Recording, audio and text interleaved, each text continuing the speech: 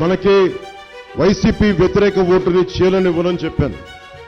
ఎందుకు చీలనివ్వను అన్నానంటే, ఒకటి, నాకు తెలుగుదేశానికి గుడ్డిగా మద్దతు చెప్పడానికి కాదు, ముఖ్యంగా జనసేన మద్దతుదారులకి అందరికీ తెలియజేస్తున్నా, తెలుగుదేశం పార్టీకి గుడ్డిగా మద్దతు తెలియజేయడానికి కాదు.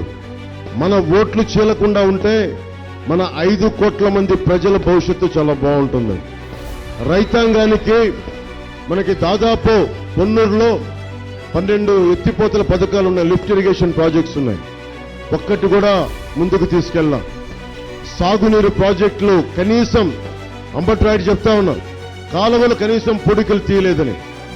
కాలువలు పొడికి తీయలా, లిఫ్ట్ ఇరిగేషన్ ప్రాజెక్టులు పక్కన పెట్టండి, కాలువలు కూడా పొడికి తీయలా.